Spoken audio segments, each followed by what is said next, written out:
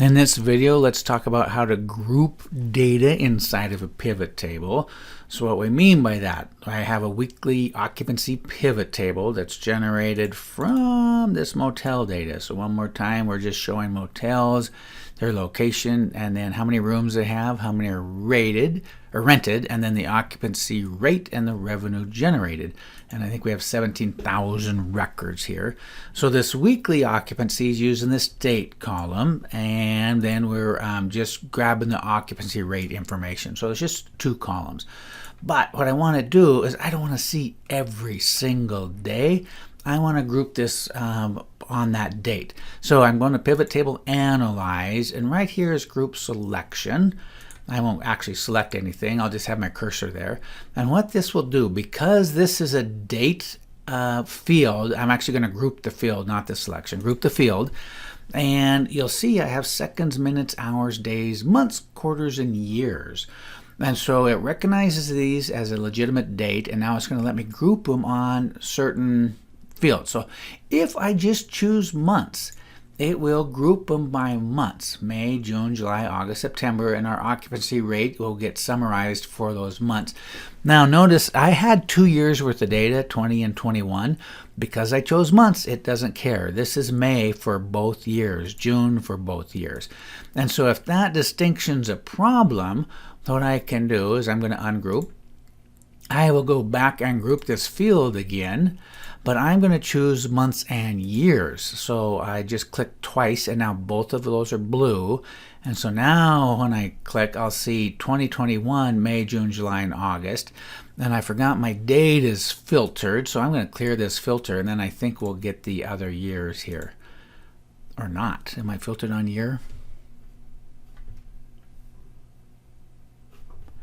Oh, I might be filtered right here on year. Select all. There we go. Oh, brother.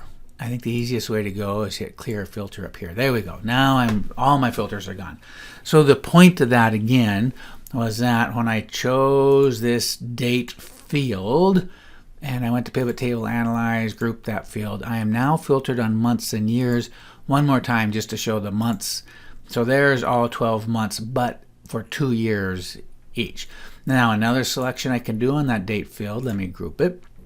Oh, by the way, you can go by quarters instead of, if you just want to see quarterly data. So there's 2020, the 4 quarters, 2021, the 4 quarters.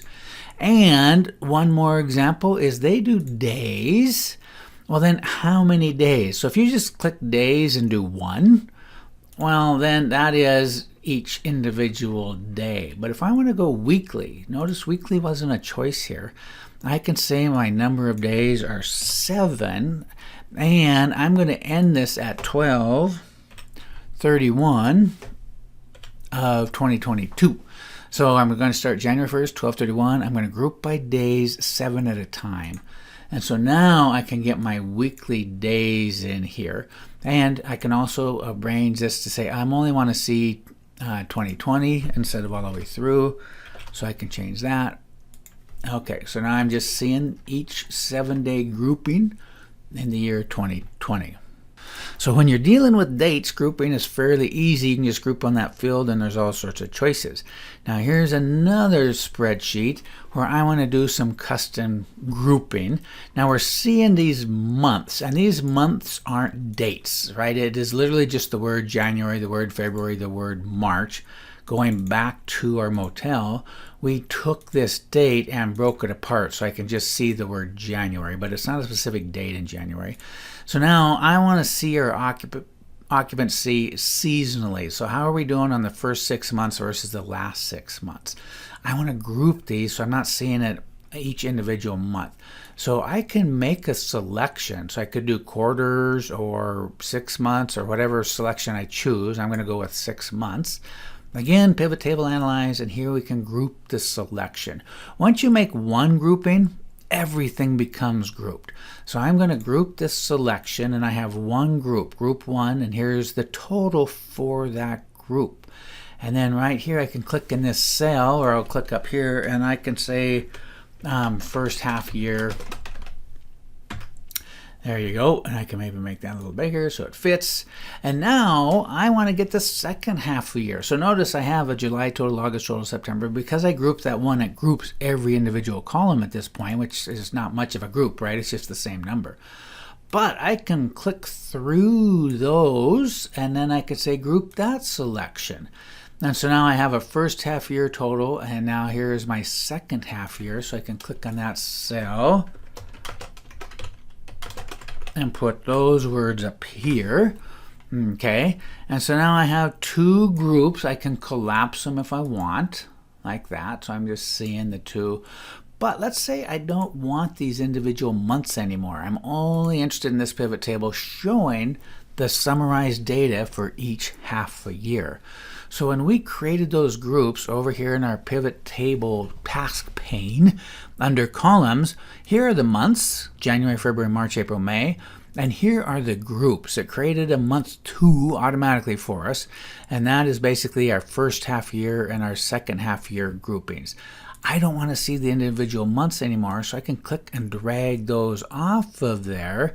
And so now I just see my two groups. And so I can take that extra value in the columns area and move that off.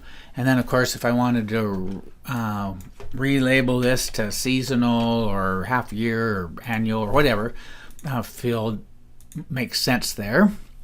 But now I have grouped data, and I can see the occupancy rate based on these categories. In a similar way to this exercise, let's say I have a column full of numbers. So we have hotels, they have a certain number of rooms.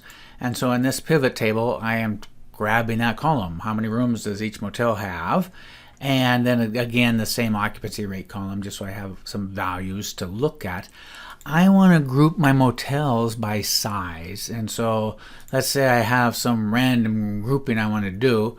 I am going to group this field, and then it says, well, how do you want to group it? I can say, well, I want to start at 42. I want to end at our largest, which is 124. And I want to group them in groups of 10. And so then when I hit OK, it will do 42 to 51, 52 to 61, and it automatically does that grouping. And then, of course, summarizes the data across those groups.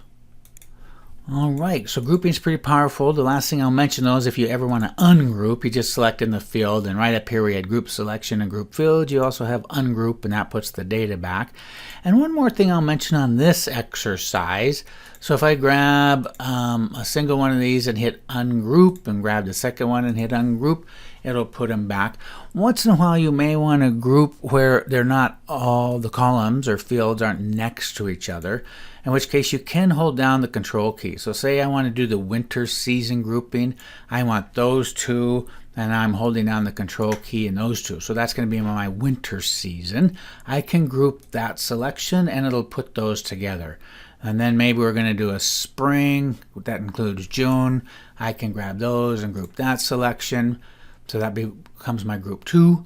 And then I will grab July through whatever left and call that whatever, summer or fall season. And then now I can group that. So the point being, you can use the control key or the shift key to organize your selections when you do your grouping. So that's it on grouping.